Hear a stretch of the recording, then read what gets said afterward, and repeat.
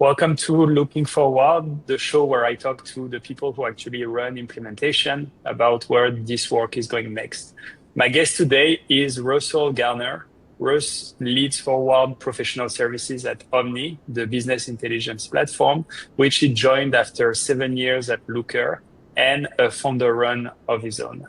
His organization is one of the most unusual setups I've seen, a small, very senior internal team, hundreds of customers, and in his own words, something like 80% of delivery subcontracted, so his people can spend most of their time in pre-sales at a company heading towards 400 people at the end of the year.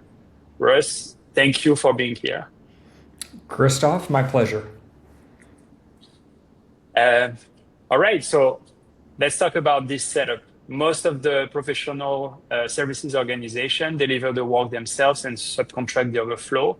You run the mirror image. So can you explain to us what led you to organize it like this? Yeah, no, it is, I think, a historical artifact from some strategic decisions that were made early and frankly very fortuitous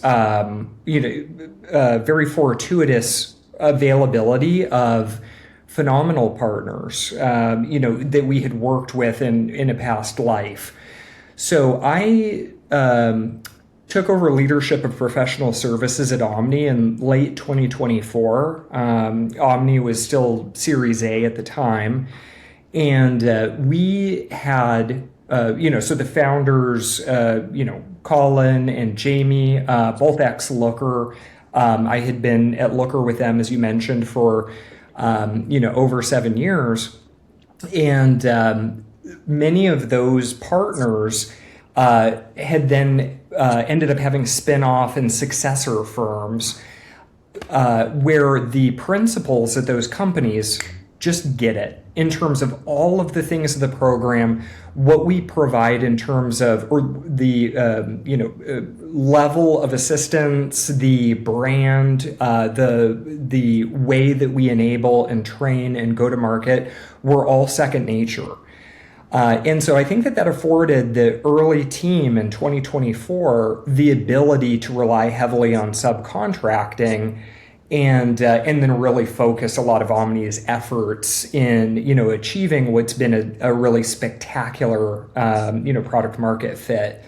And so I think that that's wonderful from a founder focus and many other things point of view.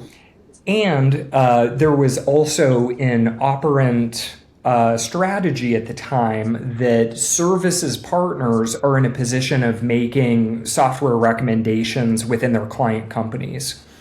And so we had a very generous referral program. The program is still generous, but much more commensurate with Series A. And then that was, a pillar of the strategy of Omni's early growth was to provide very generous referrals and things. And so naturally, when an account is referred by a trusted partner of the customer, we want to respect their, position in the account and enable them to deliver services. Now, when I arrived on the scene, there were already these experienced and well-known partners and who just kind of like implicitly understood all of the things that they weren't explicitly instructed, and that works reasonably well until you have a large volume of partners that aren't in that kind of inner circle of trust and that you have that amount of history and priors with. And so really the key challenge, during my early tenure was with a subcontracting ratio that high, and it was myself and a solution architect who predated me, who, by the way, is absolutely wonderful, and I love her. The biggest challenge was ensuring delivery consistency and quality. And so we've had to, approach that from, the best scaled perspective that we can. But what I also realized at that time was that if it was just myself and another solution architect, we already had a large run rate, I think around Yeah. 100 customers at the time. Um, how could I deploy the team in the maximum leverage? Now, if you look at the whole account lifecycle, there is a sensitivity to initial conditions. Does an expert come in and preside over the implementation plan and help make sure that there's adequate resources, that the enablement is tailored appropriately to the needs of the customer, who's able to then take very specific technical needs and make sure that those are communicated in a high fidelity way to the implementation team, right? And so all of those things, I felt we would get the maximum leverage, from our comparatively small headcount if we positioned ourselves leaning primarily into pre-sale and then maintaining the high subcontracting ratio. So I created a role called managing architect, and then they are similar to a principal at a services firm. They arrive at pre-sale and then help architect and scope an appropriate implementation plan, in conjunction with the customer. And so they always have the right of refusal on everything in the plan. But then they position the right services, get it delivered, and then they oversee and are accountable for everything that's delivered in implementation. So thus far, it's served us well, been without its challenges, but we are gradually increasing our team size, delivery capacity, and proportion of internal take. I think I had heard, I have nothing to cite, Christoph, but I think I had heard conventional wisdom is something like 70-30 or 60-40, in terms of internal to subcontracting. And we have been around, as you cited before, 80% subcontracting. Actually, the historical average is 85. So we're usually around 15% internal take. Okay. Super interesting.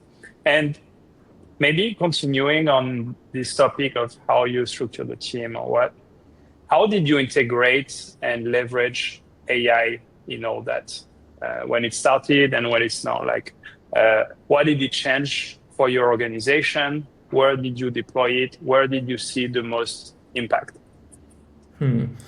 Yeah, that's a great question, because I think there are a couple of waypoints on the journey, right? Because I mean, similar to everyone, we were jaws on floor when ChatGPT, GPT-3 first debuted, and it was in December of 22, and so there were little accelerators here or there, kind of always.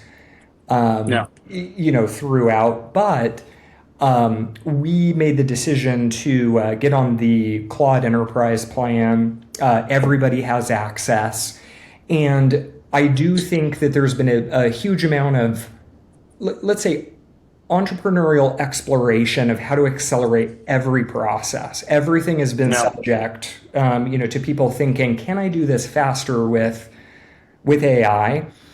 And some of the things, for example, I think that, at least to my eye, have been the most impactful, have been in marshaling really good handoff notes.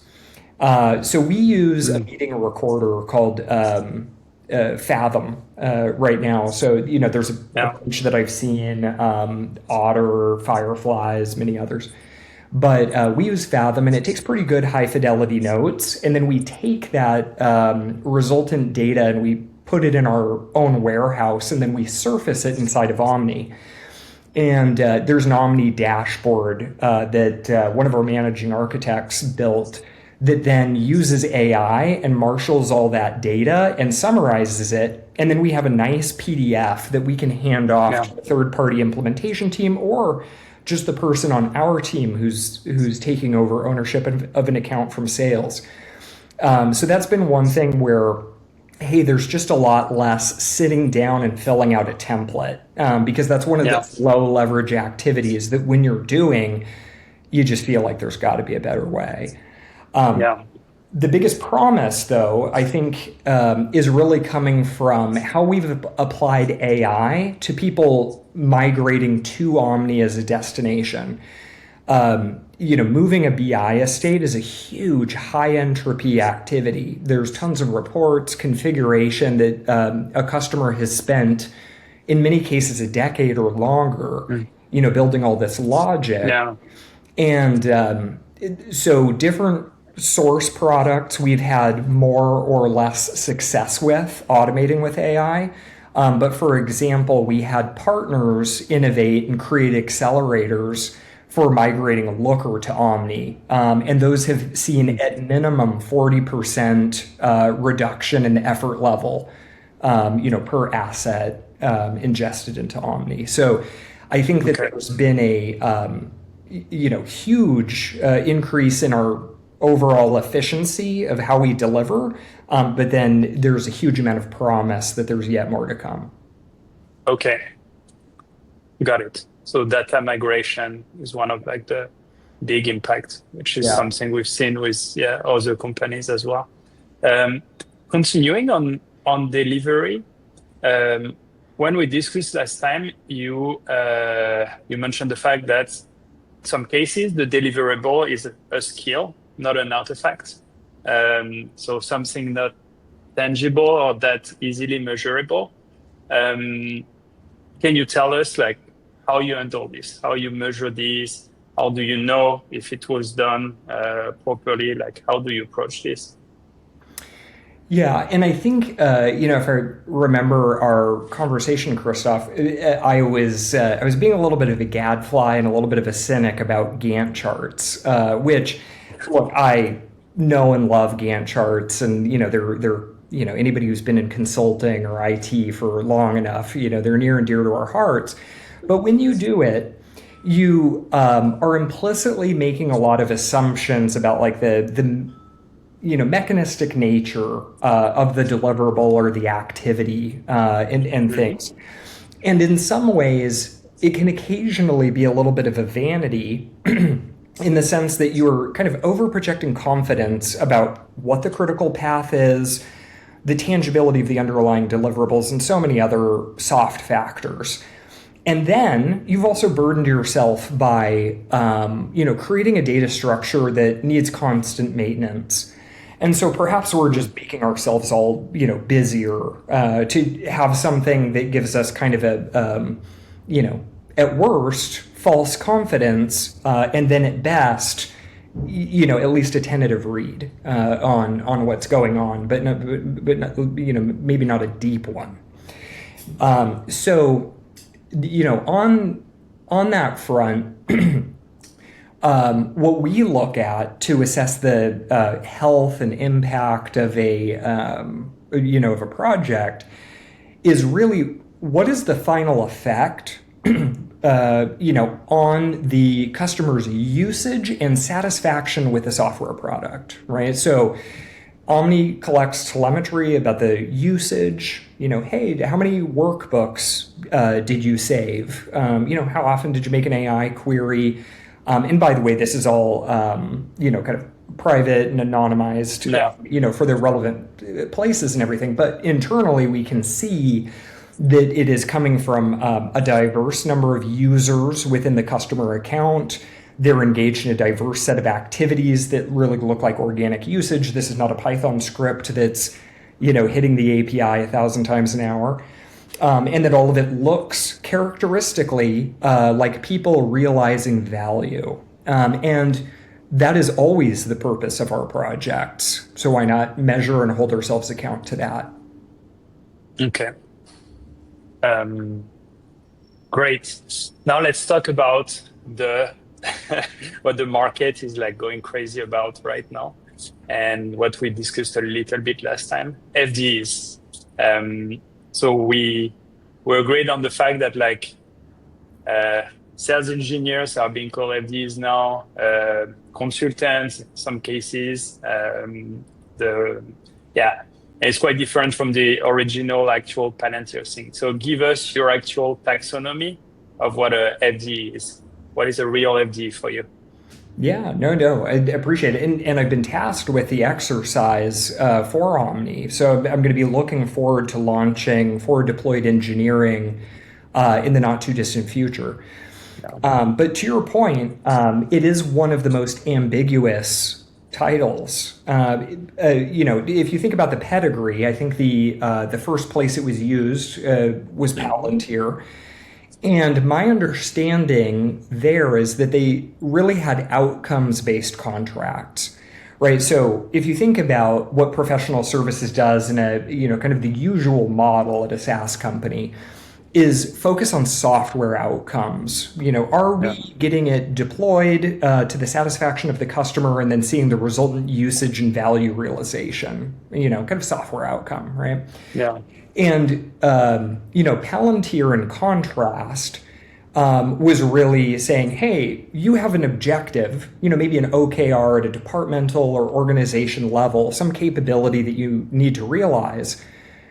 We will help you meet or exceed that objective, but by bending or twisting the software in any which direction it needs, or building any kind of outside sidecar or whatever it may be in order to get there, right? Because a lot of times that would be data ingestion. Hey, I've got a bunch of semi-structured stuff from these old EDI transactions we used to get, oh, hey, I've got this, graph database that, isn't supported by Palantir or something.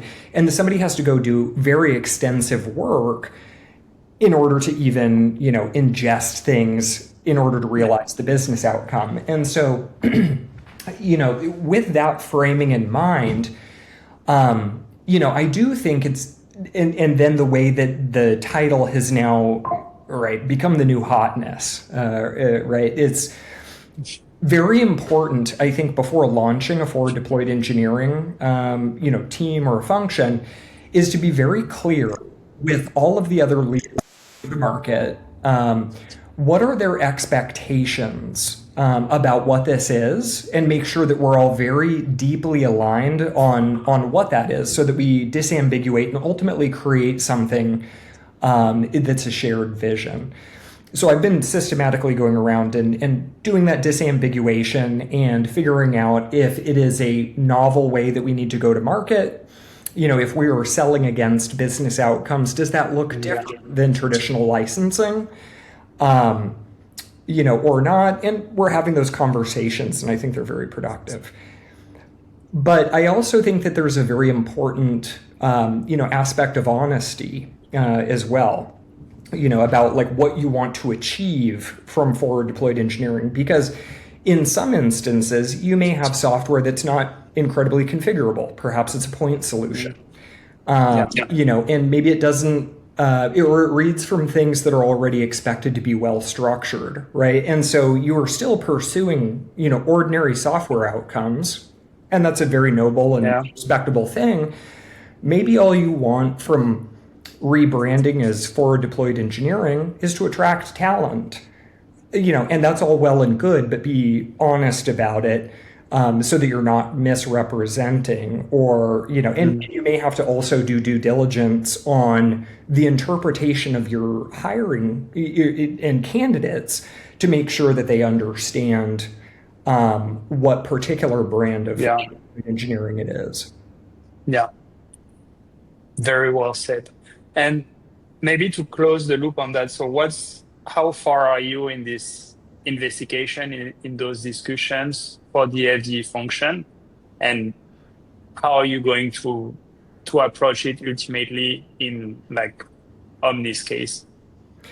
Relatively early, so I do feel good alignment with the other leadership members, but we still have some very important, questions to ask ourselves. So one that we've, very recently ruled out, but I think represents an entire offshoot of possible FDE roles, critical question. Mhm. Do your FDEs make commits to the main product repo or not?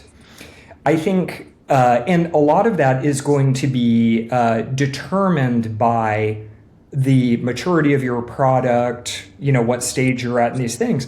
At a very early stage, maybe seed, pre-seed, or even well within A, you may actually want your forward deployed engineering to be the action arm of product, where you make commits in order to provide some kind of capability to a customer, and then maybe you have different variants of builds, and then eventually those things converge into GA.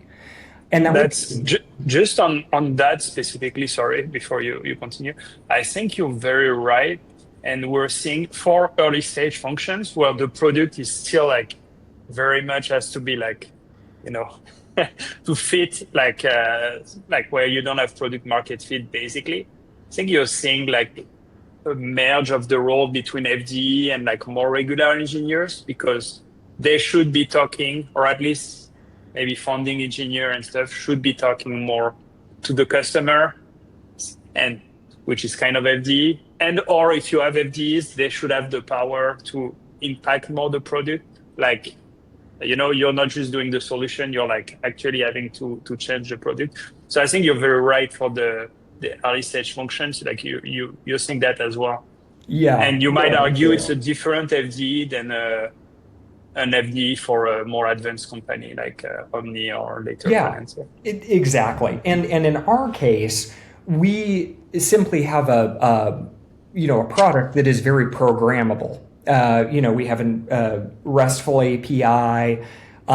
You could automate a variety of things in the model. We just very recently opened up the ability to create client-side apps inside of the product, and any one of those are big open frontiers for producing really bespoke deliverables for customers. And so I think you can have a very rich forward deployed engineering function that does a lot of these custom deliverables, outcomes based contracts, any of these things. But you do have to be honest whether or not you have the platform for it and the product and what stage you're at, right? Because we discussed, early forward deployed engineering team in a product lifecycle, maybe committing to the mainline product.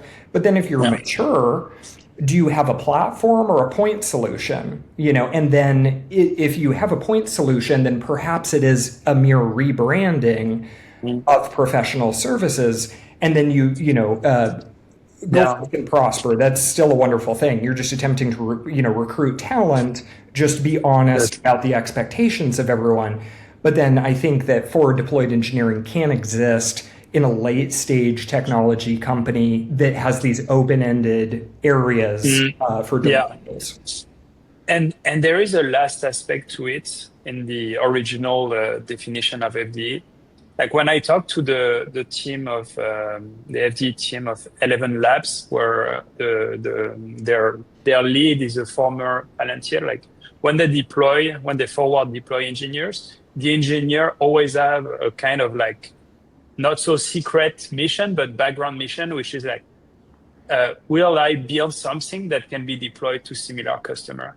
Meaning it's okay to build a new product or like something that might become a product, but will it apply to like 10 other customers in the industry? Like, can we deploy what I'm going to build or what? Which is also an aspect that is not so often mentioned, I feel like. It's like super interesting part of the job. Yeah, I would even argue though that the same thing should apply to all professional services, because you should think, when I've created a unit of innovation, whatever that is, Python script, new training deck, a pitch, just a way of phrasing something when you're training a customer. How do I make this generalizable? And that's really just like core. That is a core obligation of professional services writ large. Yeah. All right.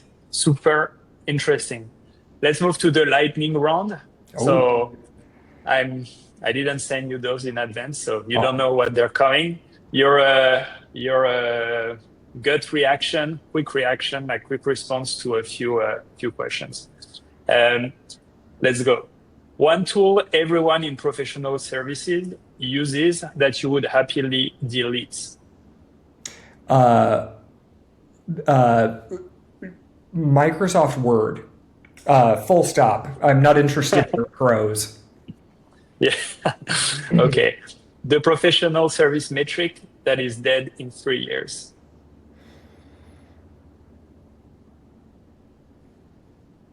Going out on a limb here, but it could be the billable hour.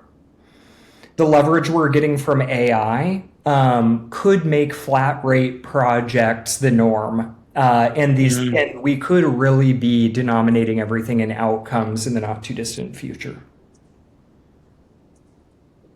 And following that, like more humans or fewer humans in professional services in 2030? Doing more with the same headcount. And Mm. one thing on that, hopefully I'm not preempting any of your other lightning questions, but I still really fundamentally believe that as amazing as AI is, and have no doubts, I'm an AI bull. I think that comprehension has to precede acceleration. And I think it was very rarely, in any of my priors before AI, were keystrokes the bottleneck. So I think it's about, are you an effective communicator? And like, are you able to communicate your ideas clearly and empower your customers to be in charge of their own success? And I think that that'll continue to be the primary criteria for a successful PS org. Okay.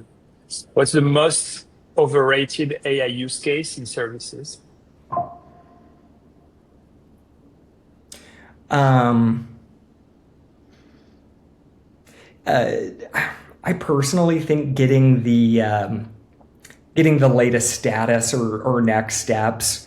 Sometimes it's just so token inefficient, because you'll be trolling Slack, Google Drive, just every single unstructured source in the organization just to tell you what you already knew intuitively.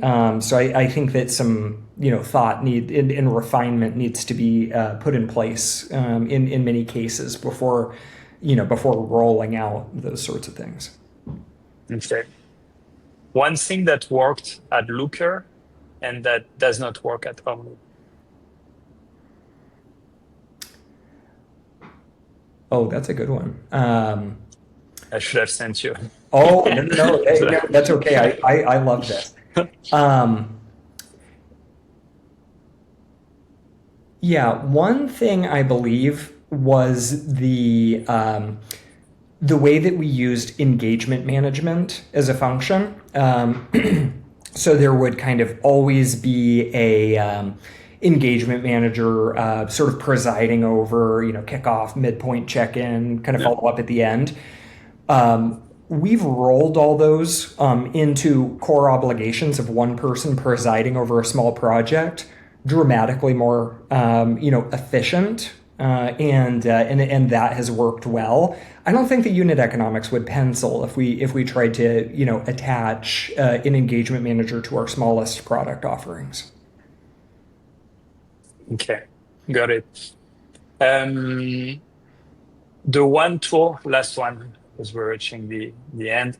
The one tool, feature, or outcome that if someone handed it to you tomorrow, you would buy on the spot. Um,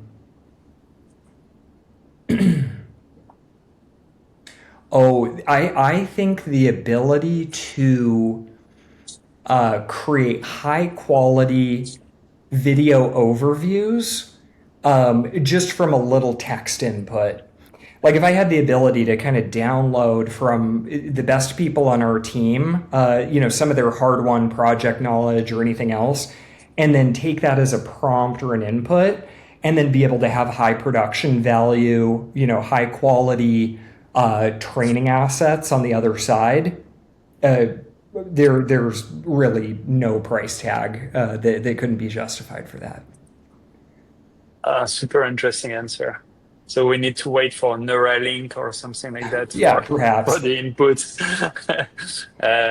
Okay, great. But look, we're reaching the end of the podcast. Any words to to finish on? Anything you'd like to share? Oh, yeah, no, kernels of wisdom or anything, but just a compliment to you, Christoph. I think these were really interesting and thought-provoking questions, and just a reminder why I love working with you every time. So, looking forward to the next. Uh, yeah, was a pleasure to have you, and yeah, thanks again. All right, until next time.